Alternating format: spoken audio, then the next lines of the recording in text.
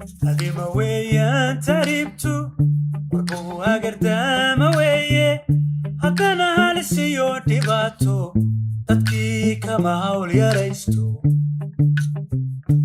mutlagana chakway kagarka kainakay santuhu nafsa aslakasa santu meta farasat miyaydan wararka haynin miyaan isagoo hubaala miyaan dhalinyaro helaynin. Tania Pacifico, qui est chef de mission de l'Organisation internationale pour les migrations, l'OIM, à Djibouti. Bonjour madame. Bonjour. Et merci de nous recevoir au sein de votre institution. Merci de m'avoir invitée. Alors, pour commencer, j'aimerais qu'on parle un peu de vous. Pouvez-vous nous raconter un petit peu votre parcours et ce qui vous a amené à travailler sur les questions migratoires et plus particulièrement dans notre région? Merci. Je suis italienne, donc 100% italienne, née en Italie. Mes parents sont italiens aussi. Mais depuis que j'étais toute petite, je pensais que je voulais faire quelque chose avec une plus-value sociale. Je voulais que mon travail, de quelque façon, puisse apporter quelque chose à la société et aux autres. Donc, cette idée, je l'ai toujours très claire, mais je savais pas exactement c'était quoi. Et après, j'ai fait une première expérience en Belgique avec du volontariat européen, où j'étais dans un centre d'accueil de réfugiés, dans le sud de la Belgique.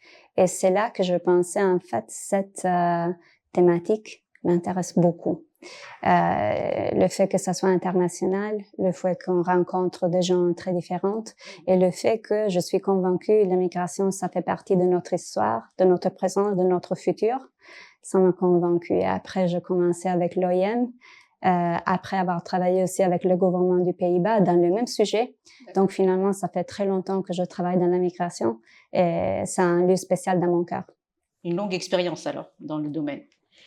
Alors, concrètement, en quoi consiste votre travail de chef de mission? Oui, j'ai le plaisir, on pourrait même dire l'honneur, d'être la chef de la mission de l'OIM à Djibouti.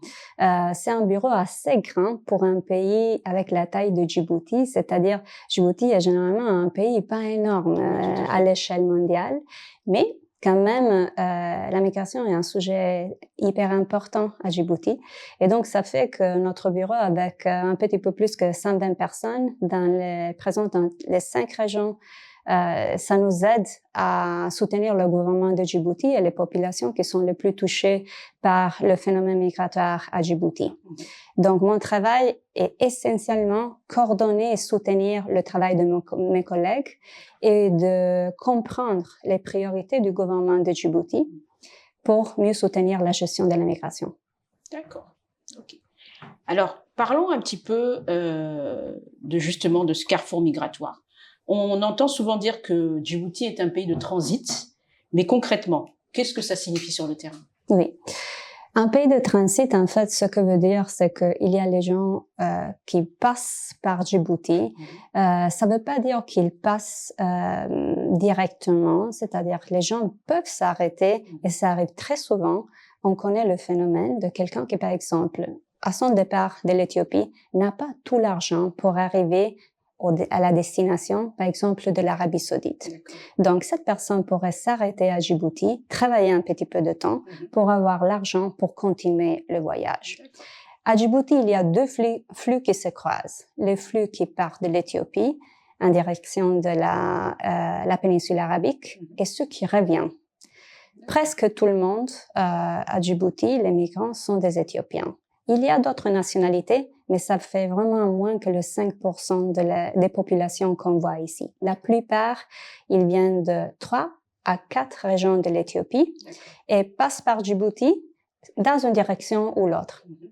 D'accord, ok.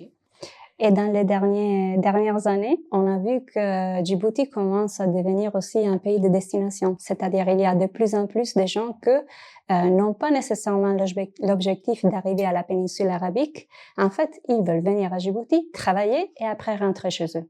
D'accord. Oui, ça, c'est quelque chose qui existait déjà depuis longtemps. Je pense même avec les enfants des rues, généralement. Ouais, effectivement. C'était toujours le cas. Et ça, ce que vous mentionnez, c'est un sujet très délicat. En fait, si la plupart des gens qui travaillent, qui s'approchent de l'OIM pour demander nos services, soit ils ont besoin de soutien et après ils continuent leur voyage, soit ils veulent rentrer chez eux. Mais dans le cas des enfants de rue, c'est très compliqué parce que parfois l'enfant n'a aucun contact avec sa famille. Il est né dans la rue, il sait pas c'est qui sa maman, c'est qui son papa. Donc son retour, c'est un retour à quoi? Peut-être on peut déterminer que l'enfant a eu des parents éthiopiens, mais on n'a aucune idée, il n'y a aucun lien familial. Donc dans ce cas-là, c'est vraiment les cas les plus compliqués à soutenir. Et qu'est-ce que vous faites à ce moment-là avec ces enfants? Nous coordonnons avec nos collègues en Éthiopie pour voir s'il y a des solutions. Parfois, par exemple, on arrive à trouver une grand-mère ou une tante, quelqu'un qui puisse accueillir l'enfant. Une association aussi peut-être, je suppose. Ça peut être ou des services de l'État. Mais dans le cas des enfants particulièrement, il est absolument obligatoire et important de s'assurer de trouver une solution durable. C'est-à-dire, on ne peut pas ramener un enfant d'une situation de rue à une autre situation de rue. Voilà. Je comprends. D'accord. Qui sont les personnes que vous rencontrez? J'ai compris que c'était des Éthiopiens, mais est-ce qu'il n'y a que des Éthiopiens? Qui sont ces personnes que vous rencontrez au quotidien? Entre 96 et 98% des migrants qui sont à Djibouti et qui traversent Djibouti sont des Éthiopiens. Ils viennent surtout des régions de Oromia, Amhara et Tigré. Parfois, il y a d'autres régions, mais la plupart viennent de 3 régions. Le 2% qui nous reste chaque année, c'est d'autres nationalités. On a vu par exemple des gens du Congo, DRC, de l'Afrique du Nord, de la Syrie, de l'Irak, du Tchad. Ça peut arriver. Ils sont pas nombreux, mais ça arrive. Ça arrive. D'accord. Et est-ce que vous avez remarqué ces dernières années justement une évolution de ce flux migratoire? Oui. Malheureusement, la situation migratoire à Djibouti n'est pas nécessairement liée aux conditions de Djibouti. Elle est liée aux situations du pays d'origine. Donc, s'il y a des indicateurs qui poussent les gens à migrer, ça peut être l'instabilité, ça peut être des conflits, ça peut être la pauvreté ou même les changements climatiques. Donc, si ces indicateurs changent, la migration va augmenter. Et ce qu'on voit, c'est que dans les dernières années, la situation dans la région a empiré. Et donc, chaque année, on voit une évolution des chiffres. Et ces chiffres sont extrêmement importants pour Djibouti, un pays de presque environ 1 million de personnes, avec des flux de 300 000 ou plus migrants qui traversent. Oui. Quand on explique à nos partenaires, par exemple en Europe, on leur explique, imaginez si par exemple la France était traversée toutes les années par 25 millions de migrants de l'Espagne jusqu'à la Belgique. Comment pourrait le pays gérer ça? Et donc comment on peut s'attendre le même de Djibouti? Djibouti a besoin de soutien parce que même s'il y a beaucoup d'efforts nationaux, le flux même est énorme pour un pays de cette taille. Oui, parce que c'est quasiment le tiers de la population djiboutienne. Absolument. Et ça, c'est juste les gens qui sont enregistrés par l'OIM. C'est-à-dire, on sait que c'est pas la totalité. D'accord. Ah oui, donc c'est encore plus important. Encore plus que ça. Oui. D'accord. Ok. Alors justement, là, on était en train de parler de la problématique, mais si on s'intéresse maintenant aux questions de risque, derrière ce parcours, évidemment, il y a beaucoup de dangers, forcément. Et quels sont les principaux risques auxquels les migrants font face? Oui. Il faut s'imaginer, la plupart sont des jeunes hommes, jeunes femmes. Donc, à peu près quel âge ils ont, la majorité? Ça dépend. On voit vraiment même des enfants à partir de 7 ans, 5 ans, seuls. Oui, seuls. Après, il y a les enfants avec la maman ou la famille, mais seuls à partir, je pense, la plus jeune qu'on a vue, c'était une fille de 5 ans. Qui voyageait seule avec un groupe qui n'était aucun membre de sa famille, voilà. Et la plupart, ils sont des adolescents ou des jeunes hommes, jeunes femmes jusqu'à 30 ans, plus ou moins.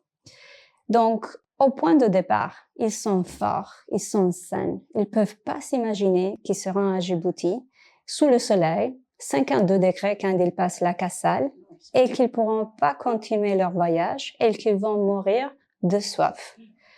Ça, c'est le danger, le premier danger pour la traversée de Djibouti. C'est que si on n'a pas, et même pour moi, la première fois que j'étais à la Kassal en juillet, même moi, je pouvais pas croire que mon corps n'arrivait pas à rester 5 à 10 minutes hors de la voiture. Oui, parce qu'entre le soleil et le sel, Voilà. ça fait Et il n'y a vraiment pas d'abri, oui, parce que effectivement, il n'y a pas d'arbre, là. si on n'a jamais vu Djibouti, si pas on s'imaginer. vient des régions de l'Éthiopie, on s'imagine pas qu'il y aura pas des arbres Oui. où on peut chercher un peu d'ombre. d'abri. Voilà. Donc, ce qui arrive, c'est que les gens se retrouvent quelque part. Ils sont trop loin du dernier village. Ils sont trop loin du prochain puits. Ils n'ont pas d'eau. Parfois, ils n'ont pas de chaussures. Ils ont même pas de vêtements, parfois. Et ils peuvent pas continuer. Donc, la plupart des décès qu'on retrouve, c'est vraiment à cause de la chaleur. Et ça, c'est on n'arrive même pas à l'expliquer si on l'a pas vraiment exactement. Après, parfois, ils ne mangent pas pendant des jours. Donc, même un corps qui est fort au moment du départ devient plus faible avec la chaleur, avec la marche, oui, et tout ça. Manger juste des choses qu'on retrouve dans la poubelle chaque 2-3 jours. Donc, on peut s'affaiblir et des maladies que normalement ne sont pas mortelles peuvent devenir mortelles. Et finalement, il y a la traversée, c'est-à-dire pour arriver au Yémen, il faut prendre un bateau. Et donc là, ça se gère normalement par des passeurs. Et il y a un risque. C'est un trajet très bref, en fait. Le point le plus proche, c'est un petit peu plus que 30 kilomètres. Et ça, c'est au nord de Bok, où la plupart des embarcations de partent. Mais même si le trajet est très bref, ça peut être extrêmement dangereux. Parce qu'ils sont en pleine mer. Ils sont en pleine mer. Plusieurs ne peuvent pas nager. Mais c'est même pas le point principal parce que très souvent, le naufrage arrive dans des points où même un nageur très expérimenté ne pourra pas continuer. Et il faut s'imaginer, le naufrage, c'est vraiment des événements horribles. Il faut s'imaginer la maman qui tombe du bateau avec un bébé ici et se retrouve dans la mer. C'est la nuit, la mer est agitée. Non, on va pas nager. Chance, là, oui, c'est terrible. Donc, le naufrage, c'est probablement l'événement le plus dur avec lequel on doit travailler. Il y en a eu beaucoup de ce que j'ai pu malheureusement, chaque année, on en a parfois des centaines. Et il faut savoir, normalement, on ne retrouve pas tous les corps. Oui. Parce que ça dépend de la mer. Et donc, on va retrouver les corps qui arrivent jusqu'à la plage, du côté de Djibouti. Il y en a certains qui, par exemple, peuvent continuer et arriver à la côte de l'Érythrée. Là, nous, on va pas le savoir depuis OIM Djibouti. Et donc, on retrouve jamais tout le monde. Donc, on a juste les témoignages des gens qui étaient dans les bateaux, qui peuvent nous dire, par exemple, il y avait aussi mon frère, mais on va jamais le trouver. Et donc, en plus de tous ces risques que vous venez d'évoquer, il y a aussi le traumatisme. Oui. Pour nos collègues, c'est vraiment un travail très, très fort. Ils sont exposés à une souffrance humaine et à la mort, d'une façon que je pense les gens ne s'imaginent pas quand on commence à travailler pour l'OIM. Ça, je suppose que oui. C'est pas évident de penser à tout ce qui peut arriver, justement. Oui. Mais c'est effectivement comme ça. Dans la région de Bok, par exemple, ils sont les premiers intervenants avec les autorités locales. Donc, s'il y a un naufrage, les autorités vont nous informer et ça sera à nos collègues qui sont là pour chercher les survivants et pour aider les autorités avec la gestion des dépouilles mortelles. Et normalement, quand quelqu'un commence à travailler pour l'OIM, je vous dis, même moi-même, je pensais pas être impliqué dans quelque chose comme ça, avoir après 40 corps sur la plage et travailler avec les survivants. C'est traumatique en soi, bien sûr. Parce qu'il faut les soutenir psychologiquement. C'est quelqu'un qui a passé des heures comme ça dans la mer, qui ne savait pas si être vivant. Voilà, et qui très souvent ils ont perdu leurs proches dans ce même naufrage. On récupère des gens qui ne sont pas en condition de parler. Ils sont si traumatisés qu'ils sont en choc total. Donc, c'est assez complexe. Et j'ai beaucoup de respect pour mes collègues qui font ce travail tous les jours, parce qu'on ne sait jamais quand un naufrage va arriver Bien ou sûr. quand on va trouver un corps. Ça peut arriver un week-end, ça peut être un jour férié. Et quand ça arrive, on est tous là à travailler. Les collègues sur la plage, moi ici à coordonner, à répondre aux journalistes, à informer tous les gens qui doivent être informés. Il y a beaucoup de coordination, beaucoup d'attention.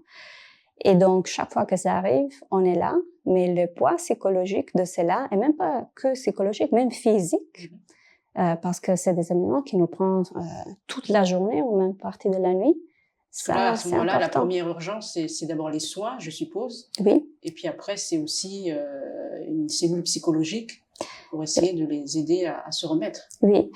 Ce qu'on m'a dit souvent, des gens qui visitent les installations de l'OIM, les centres de l'OIM, c'est qu'on voit des gens arriver qui ont perdu leur humanité et on voit les quitter, qui ont retrouvé leur humanité. C'est-à-dire, ils peuvent sourire, ils peuvent parler à nouveau et ils regardent au futur, ils rentrent chez eux, mais ils sont nouvellement des êtres humains. Et parfois, ils arrivent dans une situation où ils ne peuvent pas parler, ils ne peuvent pas manger.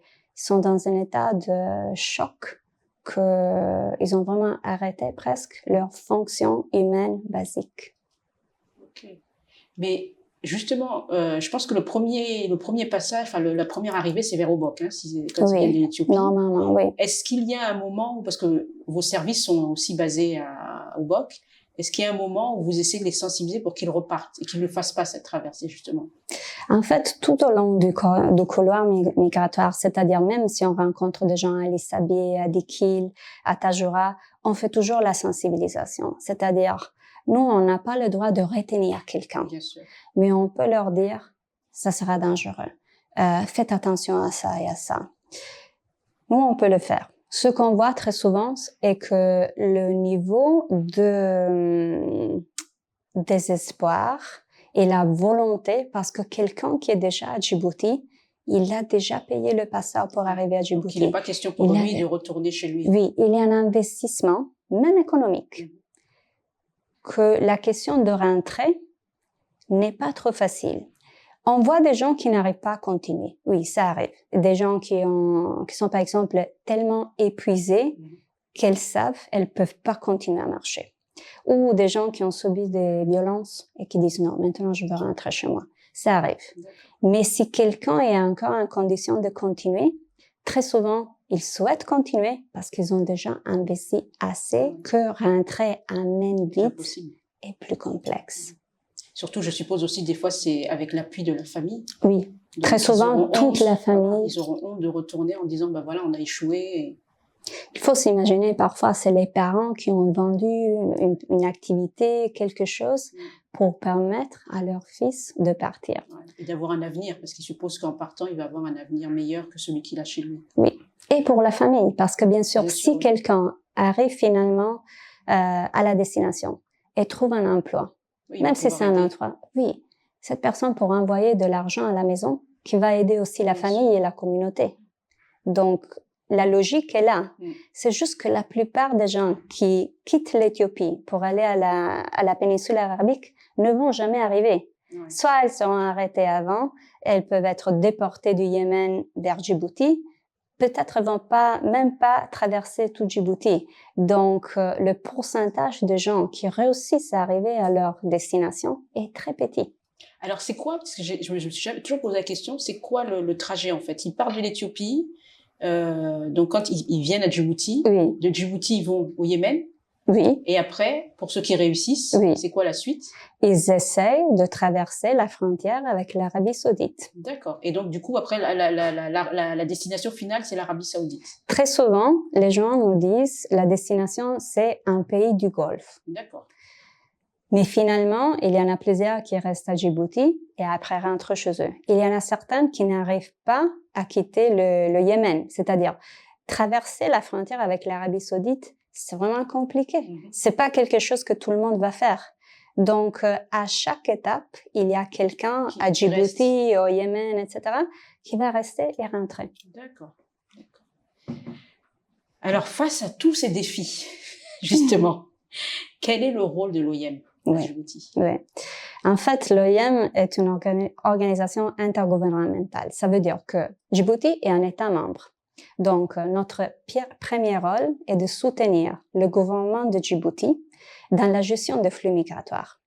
Donc, les priorités du gouvernement de Djibouti sont automatiquement les priorités de l'OIM. La première tâche est de comprendre quels sont les défis du pays et comment on peut aider. Donc, à Djibouti, la situation est claire. Djibouti fait face à des flux énormes. Et donc, comment on peut soutenir le gouvernement de Djibouti dans cela? En pratique, ce que ça veut dire concrètement, c'est qu'on soutient le retour volontaire. Chaque personne qui veut rentrer et n'a pas les moyens pour rentrer, l'OIM va soutenir. Après, il y a le soutien aux autorités, c'est-à-dire, par exemple, comment on développe une politique migratoire, comment on peut bien gérer les frontières pour s'assurer pas juste que la migration irrégulière soit arrêtée, mais aussi de faciliter la migration, telle que le commerce, les touristes, etc. Parce que ça, on ne veut pas l'arrêter non plus. Donc, il y a des flux différents et il faut les gérer de façon différente.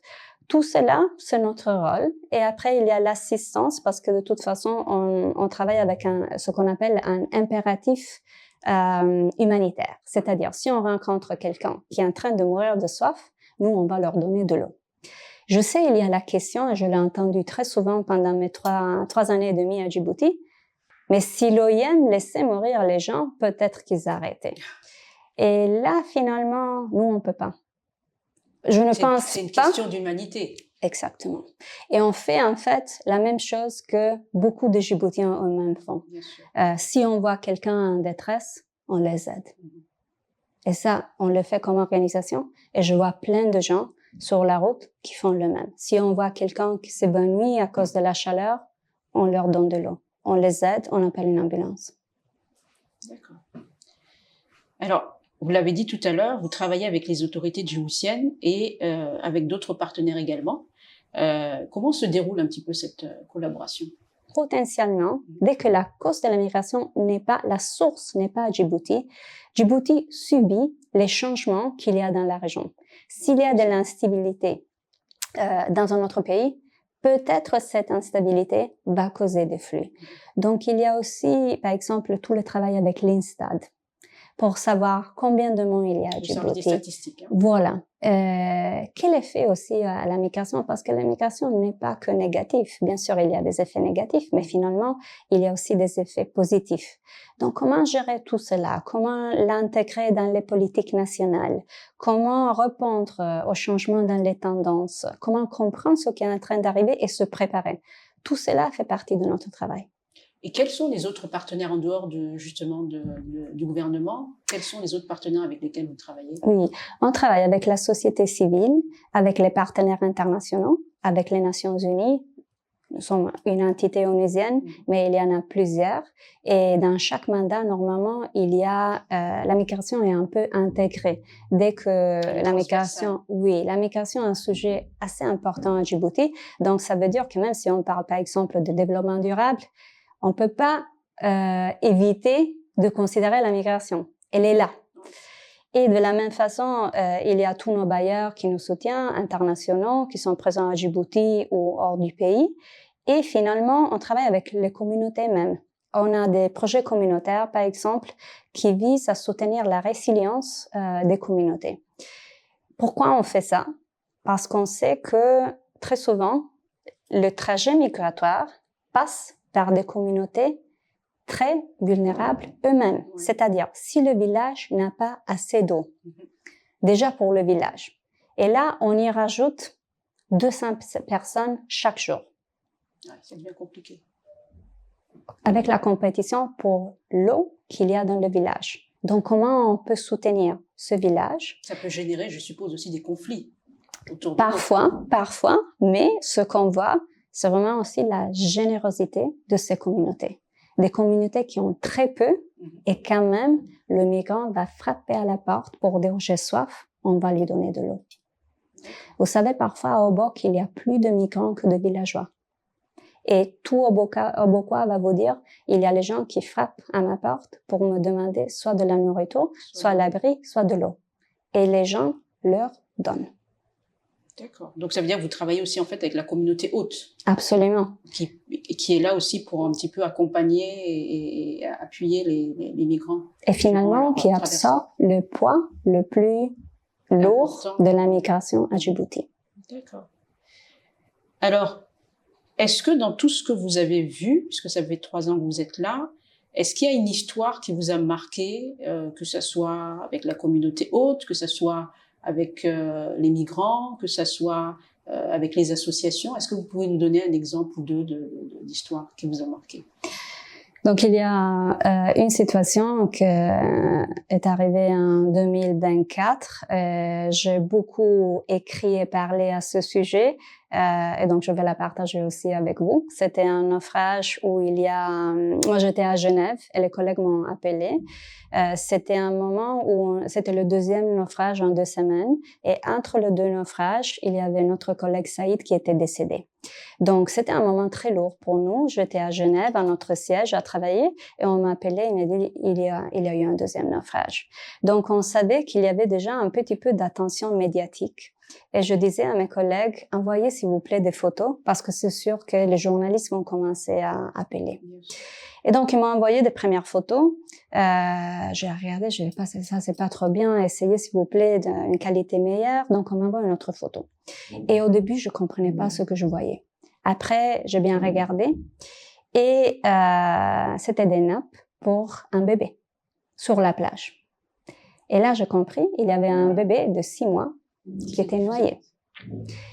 Et en regardant les nappes, j'ai compris, la maman avait pris ça, c'était dans le bateau. La maman a survécu le naufrage, le bébé n'a pas survécu. Et pour moi, quand j'ai compris ce que j'étais en train de regarder, pendant 2 mois, je pouvais pas regarder cette photo sans pleurer. Parce que moi, je m'imaginais l'enfant seul dans la mer et la maman sur la plage qui a survécu et toute la souffrance qui va avec cela.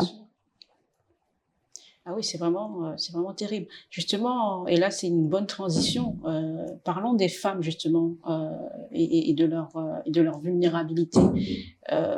On sait que toutes les personnes migrantes ne vivent pas de la même manière, hein, la migration, et surtout les femmes. On sait très bien qu'elles sont les plus exposées.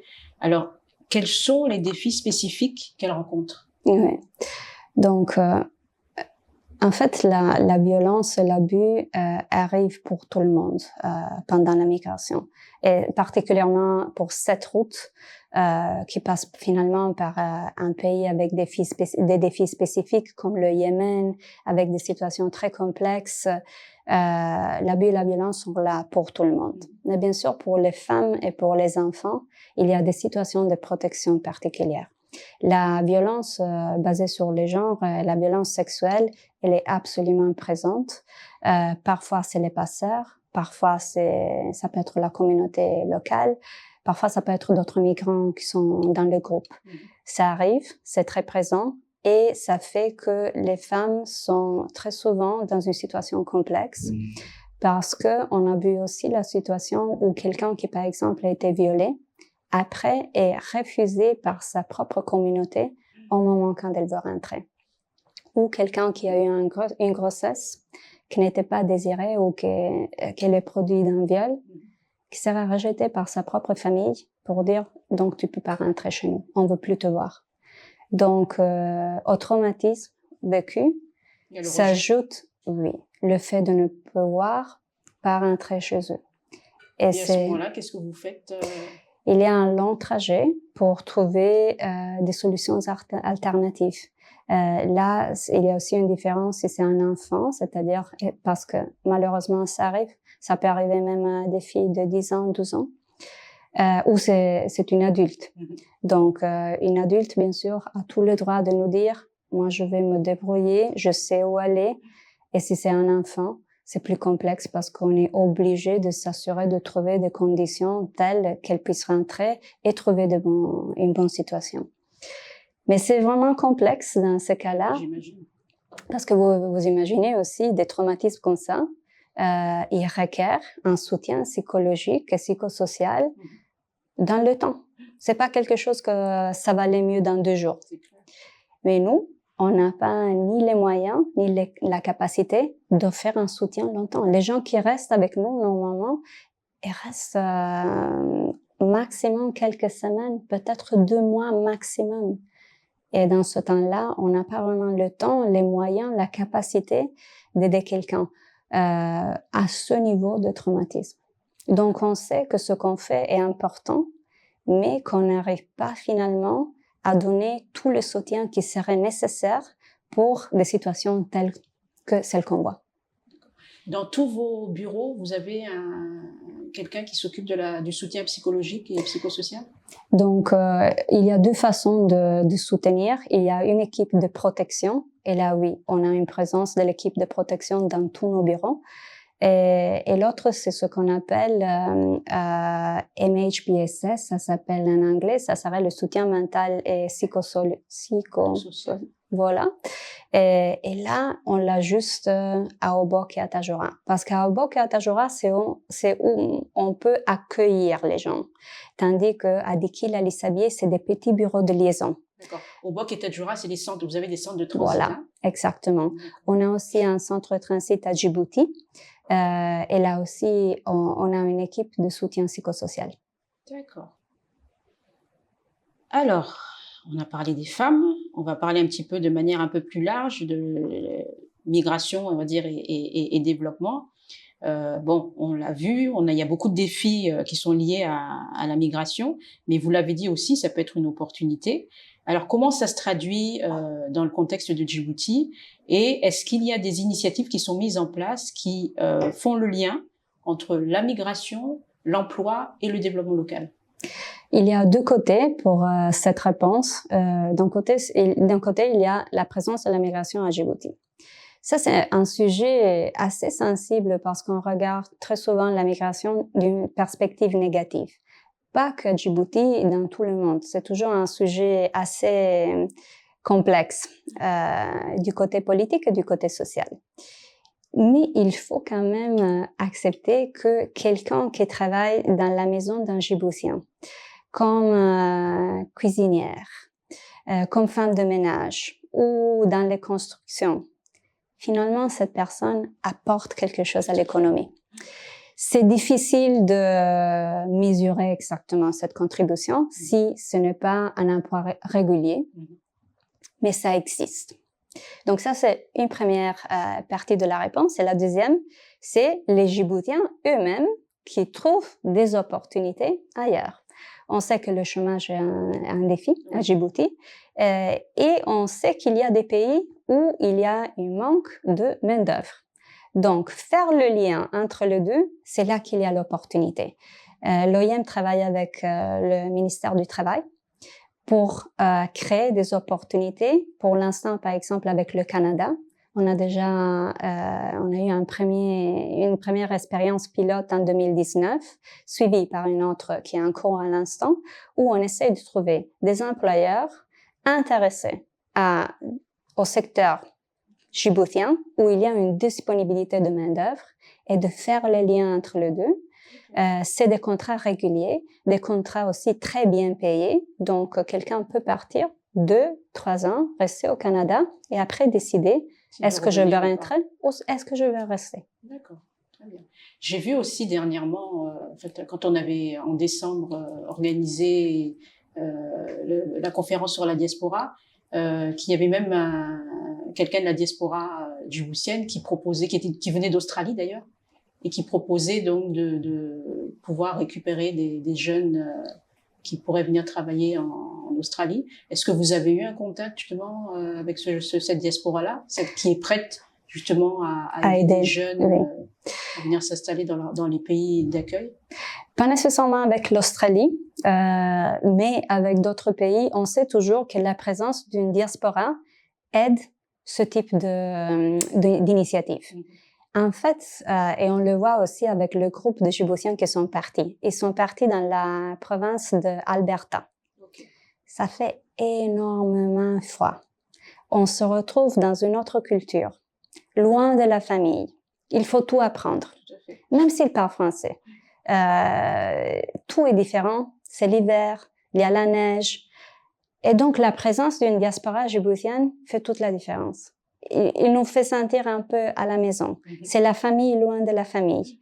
Donc, toujours, dans ce type d'initiative, la présence d'une diaspora au pays de destination peut aider pour l'intégration. D'accord. Oui, c'est vrai que c'est intéressant. J'avais pas pensé à cet aspect-là, mais effectivement, oui. C'est-à-dire qu'à ce moment-là, vous avez déjà mis en place quelque chose, une collaboration justement avec cette diaspora pour pouvoir améliorer justement l'accueil de ces jeunes qui sont des migrants aussi finalement, des migrants djiboutiens. Oui, oui. Pas de façon formelle pour le soutien de cette initiative, mais il y a une politique nationale pour la diaspora menée par le ministère des Affaires étrangères et l'OIM collabore depuis longtemps dans le soutien de cette politique. Et tout ce que gestion et aussi collaboration avec la diaspora, c'est un sujet extrêmement intéressant. Il y a plein de très belles initiatives de pays au niveau mondial qui ont pu vraiment impliquer leur diaspora dans le développement du pays. D'accord. Alors, on va parler un petit peu maintenant des questions de perception de la migration. Je pense que c'est un sujet aussi important. Ouais. Comment la migration, selon vous, comment la migration est perçue à Djibouti par les populations locales? Oui. Donc, au début, à mon arrivée en 2023, j'étais surprise d'entendre très souvent qu'il y avait vraiment un aspect positif. C'est-à-dire, les gens voyaient que c'était un défi pour Djibouti, mais il y avait aussi ce côté de la générosité et comprendre que finalement, c'est des êtres humains, c'est des gens comme nous, et ça pourrait arriver à tout le monde. Donc, cet aspect de la générosité des Djiboutiens, je l'ai vu vraiment tout le temps que j'étais ici. Mais après, c'est vrai qu'il y a aussi une préoccupation. Très souvent, on regarde aussi les commentaires qu'il y a sur les réseaux sociaux, et ce n'est pas une question de Djibouti, c'est dans tout le monde, que la migration nous ramène des commentaires et des sensations et des peurs très négatives. Et c'est là que c'est aussi notre devoir et notre mandat d'expliquer certains phénomènes. Par exemple, il y a souvent, on dit par exemple, s'il y a plus de migrants, il y aura plus de criminalité. Ouais. Et pour nous, c'est pas une question. Avant pour les réfugiés. Voilà. Et donc, pour nous, ce n'est pas une question d'avoir une opinion. C'est de chercher les faits et les statistiques. Est-ce que, par exemple, il y a des exemples où la migration a augmenté et en fonction de ça, la criminalité a augmenté? Donc, notre rôle n'est pas nécessairement de dire c'est juste ou c'est pas juste. C'est de fournir les chiffres, les données et des explications. Je vous partage un exemple. Très souvent, on s'imagine que c'est les gens les plus pauvres qui vont migrer. Mais on sait, si on regarde les faits et les statistiques, on sait que si une économie devient plus puissante, plus forte, en fait, au début, les gens vont migrer plus. Parce que la migration coûte de l'argent. Pour payer le passeur ou pour payer mon billet, j'ai besoin de l'argent. Les gens qui sont vraiment extrêmement pauvres, on pense à une jeune fille orpheline, elle ne pourra pas migrer. Il faut quand même des moyens, même si c'est des moyens très simples, il faut quelque chose pour migrer. Et ça, c'est quelque chose que, juste une façon de common sense, on n'y arrive pas. On pense aussi à une économie devient très puissante, les gens vont rester chez eux. Mais c'est pas comme ça. On le voit très clairement.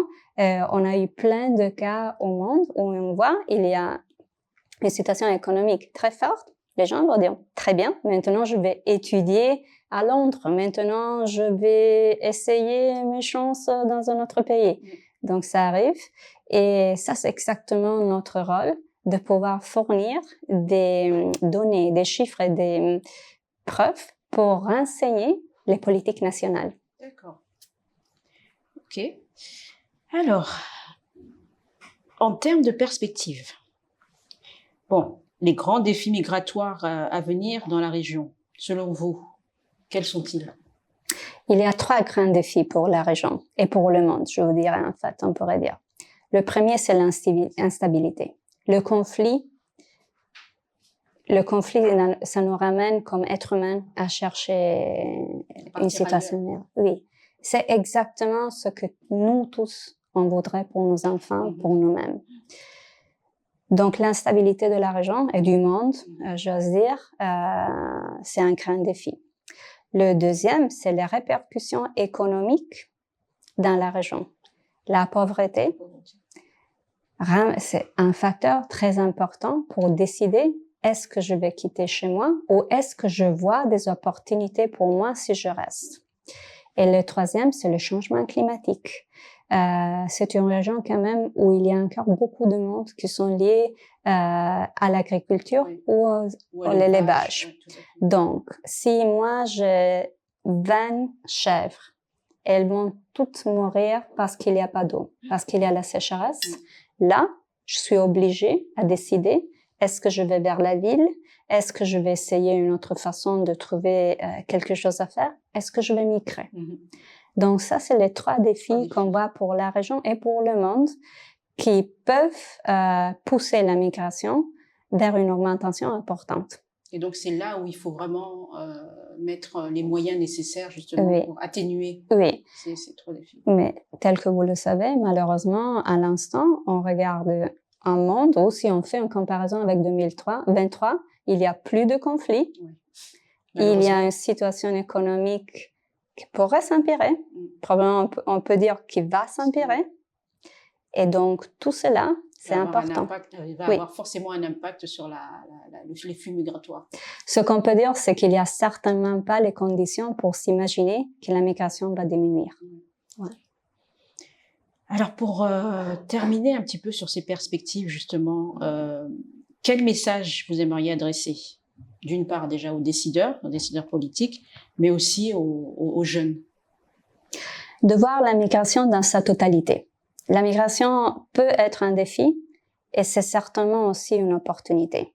Ce qu'il faut, c'est bien gérer, de voir le potentiel et de bien gérer les flux migratoires et la politique migratoire pour faire que les risques et les défis soient minimums et pour optimaliser, capitaliser sur les opportunités. Et que finalement, un migrant, c'est juste une étiquette qu'on met à quelqu'un. La personne est tout d'abord un être humain. Et si nous, on a la chance d'être ici, assise avec la clim, c'est juste qu'on a eu la chance. Si demain, il y a quelque chose qui arrive chez nous, ça sera nous, les migrants. Donc, l'humanité qu'on a montrée aux autres, ça sera aussi l'humanité qu'on va nous montrer. Que dire aux jeunes à ce moment-là? Parce que c'est vrai que quand on est jeune, on a moins tendance à penser aux risques qu'on va prendre. Donc, quel message vous auriez à tous ces jeunes? Parce que, comme vous dites, ils sont de plus en plus jeunes à partir sur ces routes. Donc, quel message vous pourriez leur adresser, justement? Pour les jeunes Djiboutiens, je dirais de penser à la migration comme une opportunité aussi, une opportunité de développement personnel et de considérer qu'aujourd'hui, à Djibouti, on est des nationaux. Demain, en Belgique, en France, on est des migrants. Tout à fait. Et donc, de penser, en fait, avant de partir, de vraiment penser c'est droit, déjà. Préparer cette migration. Oui, se préparer, de voyager que de façon régulière, de s'assurer de savoir nos droits et nos obligations, bien sûr.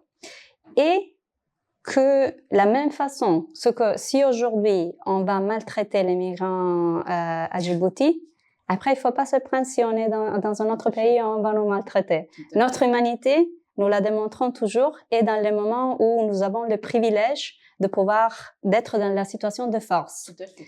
Et après, quand on est dans une situation plus vulnérable, on espère que les autres soient humains avec nous. En fait, il faut se mettre à la place de l'autre. Oui, toujours. À tout moment, tout le monde peut devenir un migrant. Toujours. D'accord. Alors là, pour terminer un peu, je voudrais vous poser quand même une question personnelle. Qu'est-ce qui vous motive au quotidien dans votre travail? Oui. Vous savez, quand je vous ai mentionné cet impératif humanitaire, je sais que à Djibouti, mon travail et encore plus le travail de mes collègues a touché des vies.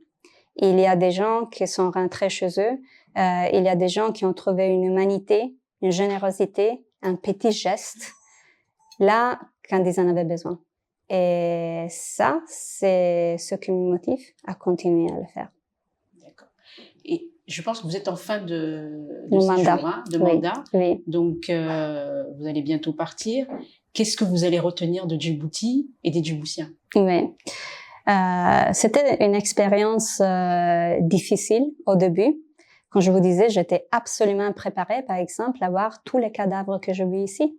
C'est pas ma formation. Je suis pas. J'avais jamais vu, même dans les premiers 6 mois à Djibouti, j'ai vu plus de corps et de décès et de violences que j'avais vu dans le reste de ma vie. Donc, c'était pas facile. Mais je sentais aussi une fierté d'être là avec mes collègues et d'être impliquée dans quelque chose d'important qui faisait une différence et pour la population djiboutienne et pour les migrants. Et même avec une très petite contribution, d'avoir pu aider des gens. Ben, en tout cas, vraiment, merci. Merci beaucoup. Déjà pour cet échange, hein, qui a été riche, qui a été éclairant, qui a été profondément humain.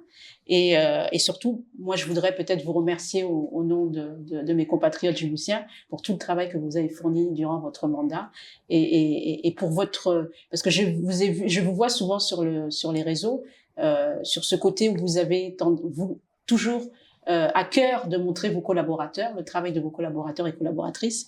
Donc vraiment un grand merci. Je pense qu'on a terminé cette belle émission. Donc merci à vous de nous avoir suivis. Et puis si cet épisode vous a plu, n'hésitez pas à le partager autour de vous. Et puis on se retrouve bientôt, comme d'habitude, pour un nouveau numéro de Dere Media.